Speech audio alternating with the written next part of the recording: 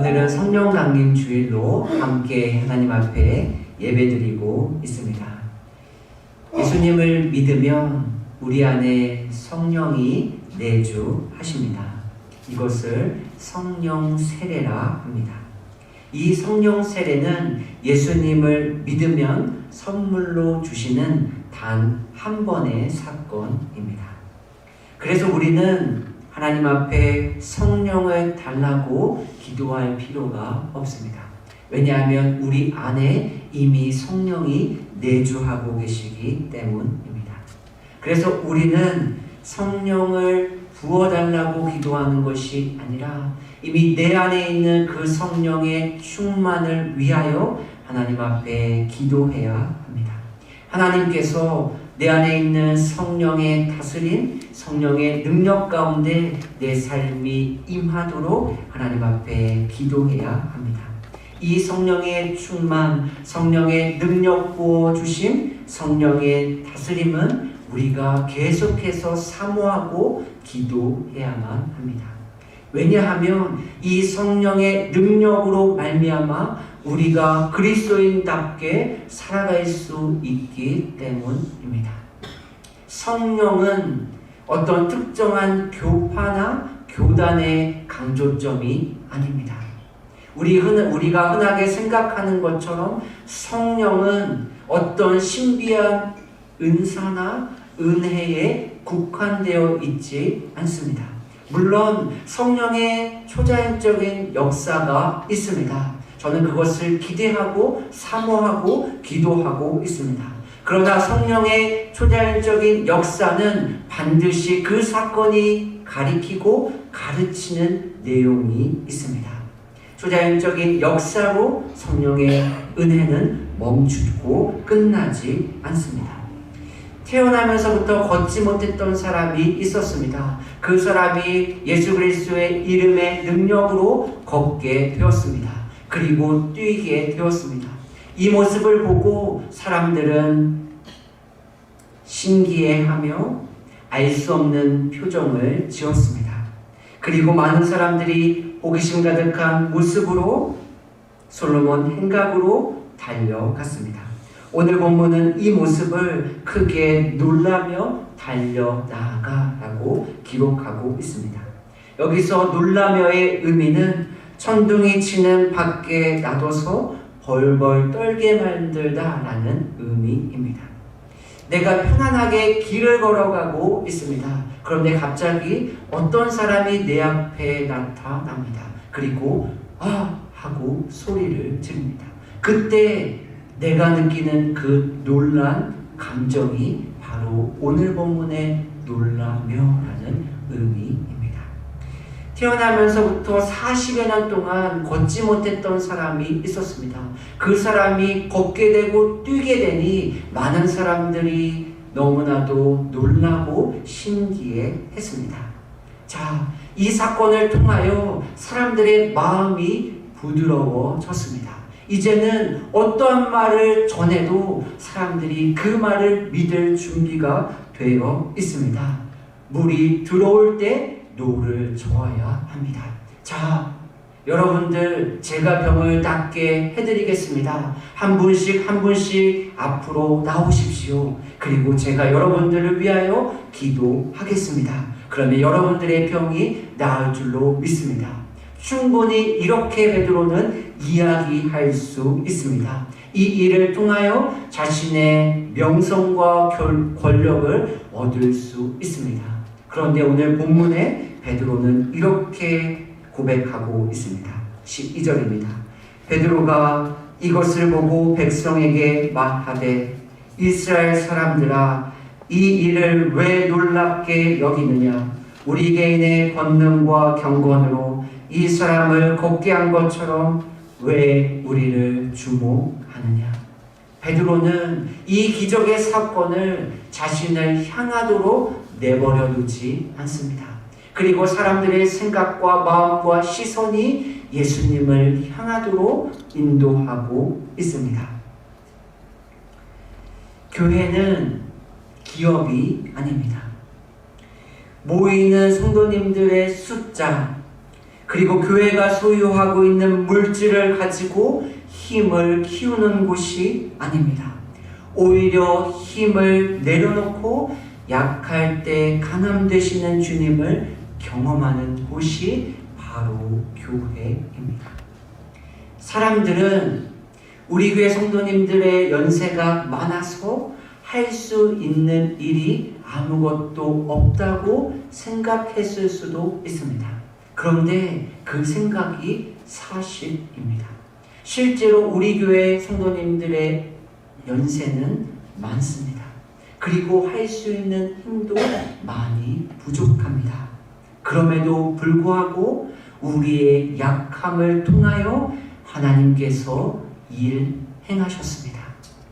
그리고 지금도 일을 행하고 계십니다. 이것이 우리가 경험한 실제적인 일들입니다. 고린도전서 1장 27절입니다.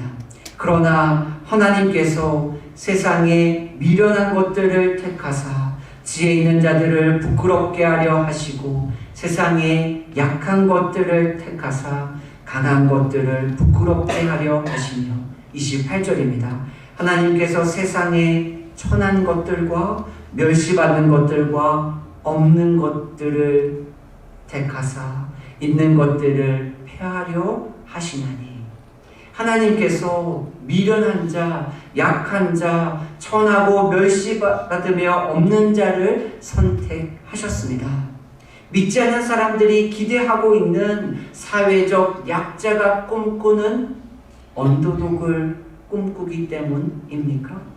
사회적 약자가 반전을 일으키는 모습을 통하여 통쾌함을 느끼게 하기 위하여 하나님이 이러한 사람들을 선택하셨습니까?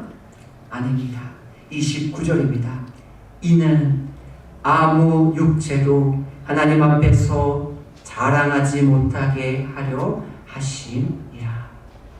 하나님께서 연약한 자를 선택한 이유는 아무도 하나님의 자리에 앉지 못하게 하기 위해서입니다. 아무도 하나님의 영광을 가로채지 못하게 하기 위함입니다. 오직 하나님께만 영광을 돌리고 아무도 자랑하지 못하게 하기 위해서입니다. 그래서 하나님은 연약한 자, 약한 자, 미련한 자, 천한 자, 멸시받는 자를 선택하셨습니다. 우리가 오늘 함께 찬양했습니다. 신실하게 진실하게 거룩하게 살게 하소서. 주 없이 살 수 없네 죄인의 구주여. 목마른 사슴이 시냇물을 찾아 헤매이듯이 내 영혼 주를 찾기에 갈급하나이다. 이 찬양의 고백이 예수님을 믿는 사람이 살아내고 싶은 삶의 모습 아닐까요? 그런데 이러한 삶의 모습은 우리들의 자연스러운 모습과 맞지 않습니다. 어떻게 인기를 구하고 인기를 얻고 권력과 명성을 얻는 것을 원하는 우리의 모습과 반대되는 삶을 살아갈 수 있을까요? 내 안에 끊임없이 일어나고 있는 자연스러운 모습을 역행하며 살아갈 수 있는 힘이 어디에서 생길까요? 베드로는 예수님이 잡히시고 난 후 3번 예수님을 모른다고 부인합니다. 그런데 자신을 알아본 사람이 누구입니까? 검을 가지고 있는 로마 군인이 아니었습니다. 마태복음 26장 69절입니다.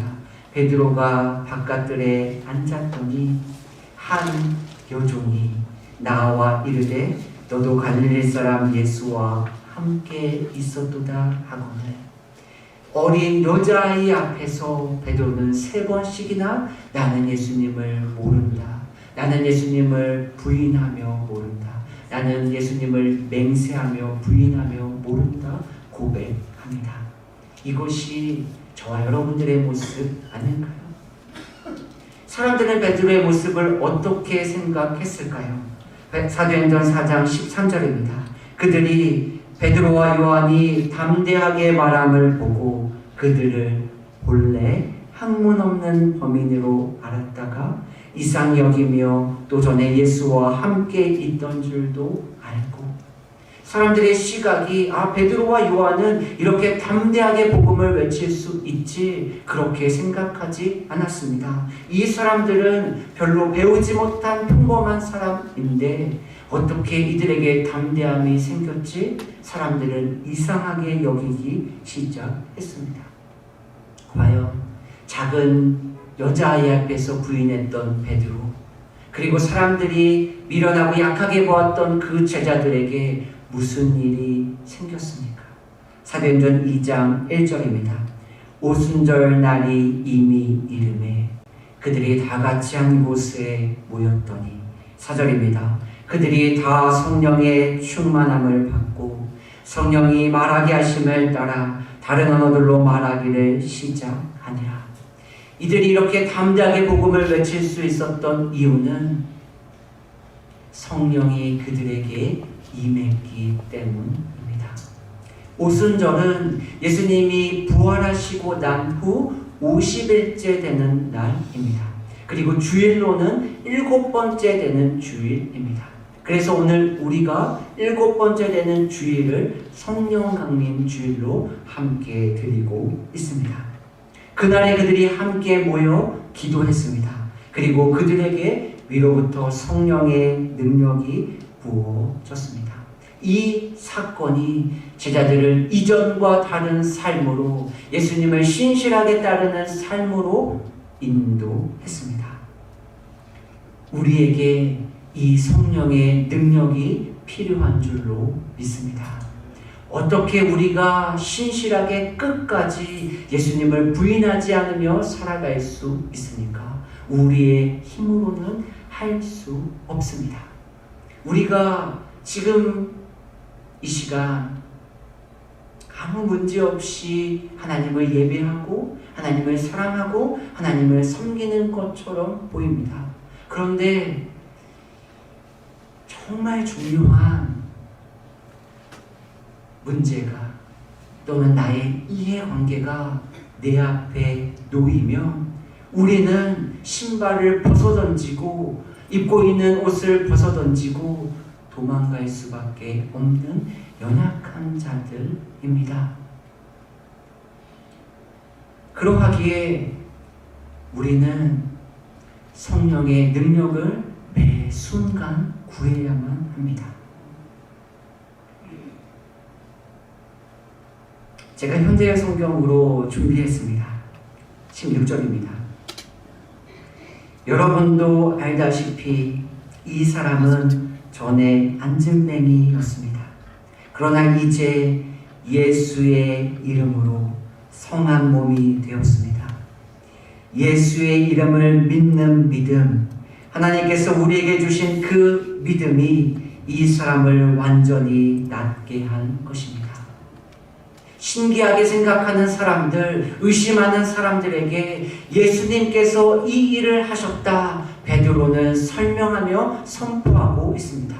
이것을 이렇게 바꿔보았습니다. 주어를 나로 한번 바꿔보았습니다. 같은 16절 말씀입니다. 여러분도 알다시피 이 사람은 전에 안진뱅이였습니다. 그러나 이제 나의 이름으로 성한 몸이 되었습니다. 나의 이름을 믿는 믿음, 내가 여러분에게 준 그 믿음이 이 사람을 완전히 낫게 한 것입니다. 한번 생각해 보세요. 실제적으로 이렇게 이야기하고 고백하는 사람이 과연 있을까요? 아니요. 대부분의 사람들은 나는 예수님의 이름으로 이 일을 행했습니다. 그렇게 고백하고 선포하고 나눕니다. 그런데 그분들의 삶은 어쩌면 이 주어가 나로 바뀐 이 말씀으로 살아가고 있지 않을까요? 이곳에서 자유로울 사람은 단 한 사람도 없습니다. 우리도 모르는 사이에 우리가 예수님의 이름을 나의 이름으로 바꾸며 살아갈 수 있습니다. 그러하기에 우리 안에 성령의 능력이, 성령의 다스림이, 성령의 능력 부어주심이 없으면 처음의 길과 처음의 마음과 다른 길과 마음으로 갈 수 있습니다. 이것이 저와 여러분들의 모습입니다. 이스라엘의 첫 번째 왕 사울이 하나님 앞에 버림을 받습니다. 그때 사무엘이 사울에게 이렇게 이야기합니다. 사무엘상 15장 17절입니다. 사무엘이 이르되 왕이 스스로 작게 여길 그때에 이스라엘 지파의 머리가 되지 아니하셨나이까. 사울이 스스로 자기를 낮췄습니다. 내가 어떻게 이스라엘의 왕이 될 수 있습니까? 하나님 앞에 겸손한 마음을 가졌습니다.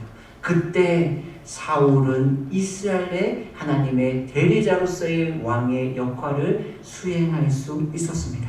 그러나 사울이 왕의 힘과 권력을 조금씩 소유하기 시작했을 때에 더 이상 사울은 하나님의 대리자의 왕의 역할을 감당할 수 없었습니다. 우리는 성령의 능력과 다스림을 구하고 있나요? 우리는 우리의 연약함을 통하여 일하실 하나님의 일들을 기대하고 있나요? 여기서 말씀이 맞춰져도 이상하지 않습니다. 그런데 성경은 이렇게 성령의 능력을 구할 때에 그 성령이 궁극적으로 원하는 결과가 무엇인지에 대하여 기록하고 있습니다. 15절입니다. 우리가 이 일의 증인이라. 성령의 충만은 절대로 우리를 드러내지 않습니다. 우리가 예수님의 증인으로서의 삶을 살도록 인도합니다. 어떤 일의 증인입니까? 15절입니다. 그러나 하나님이 죽은 자 가운데서 그를 살리셨으니.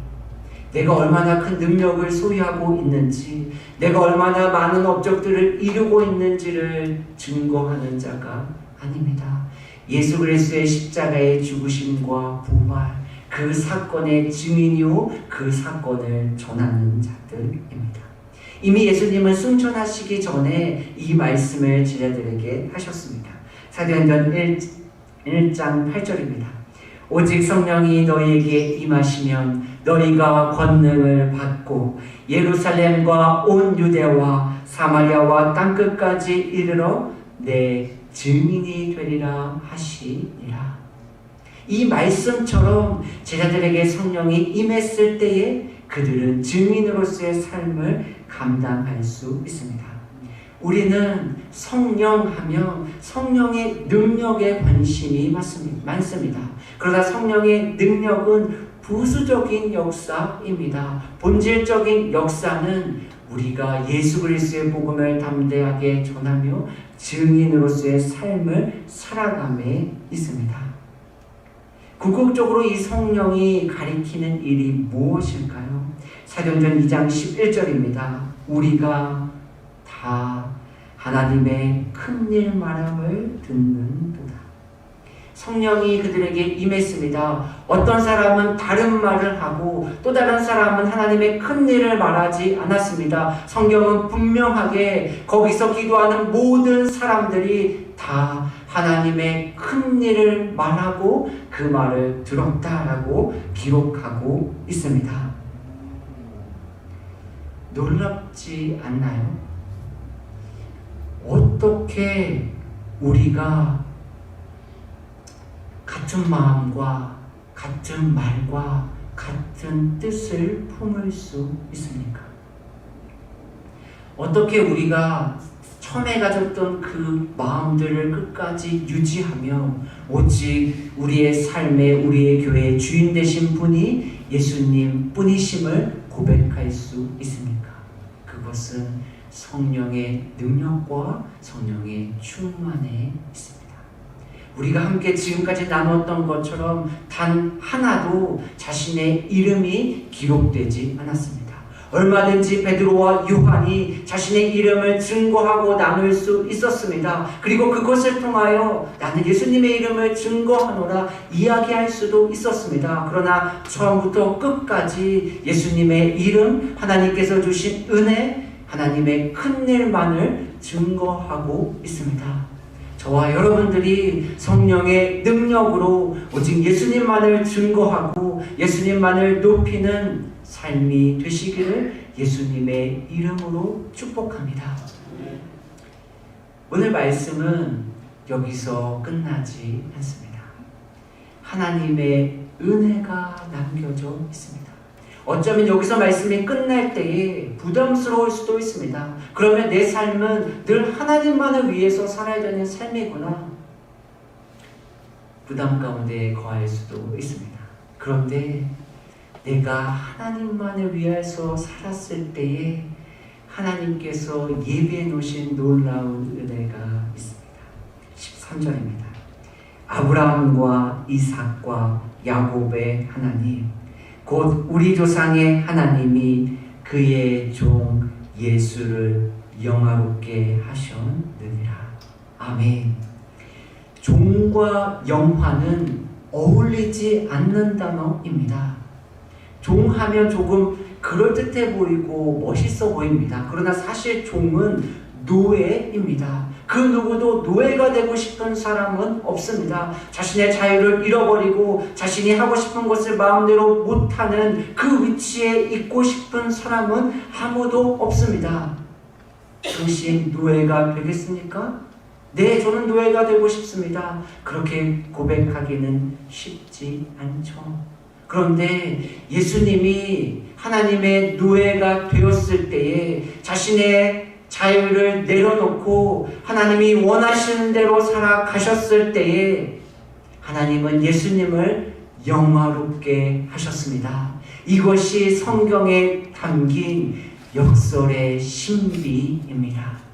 우리가 성령의 충만으로 예수 그리스도를 위하여 살아갈 때에 하나님께서 우리의 삶을 영화롭게 하실 줄로 믿습니다. 사람들은 예수님을 자신들의 마음대로 넘겨주고 거부하고 마침내 죽였습니다. 종과 노예 같은 모습이죠. 아무것도 할 수 없는 무기력한 모습입니다. 그런데 하나님은 그 종의 모습으로 사신 예수님을 가장 영화롭게 하셨습니다. 이 역설의 신비와 은혜를 누가 이해할 수 있을까요? 그리고 누가 이 삶을 살아갈 수 있을까요? 예수님을 믿지 않는 사람들은 이해할 수 없습니다. 그리고 살아갈 수도 없습니다. 그러나 예수님을 나의 주로 고백하는 저와 여러분들은 이 진리를 이해할 수 있습니다. 그리고 이 삶을 살아갈 수 있습니다. 약한 가운데 거하는 그 모습을 부끄럽게 생각하지 마십시오. 오히려 그 약한 가운데 거하시는 예수 그리스도의 강함을 기대하십시오. 내가 아무것도 할 수 없는 것 때문에 무기력 가운데 거하지 마십시오. 오히려 내 안에 계신 성령께서 일하실 그 놀라운 일들을 기대하십시오. 그리하여 우리가 성령의 은혜를 따라 살아갈 때에 우리의 삶을 영화롭게 하시는 그 은혜와 축복을 누리는 저와 여러분들이 되시기를 예수님의 이름으로 축복합니다. 아멘. 기도하겠습니다.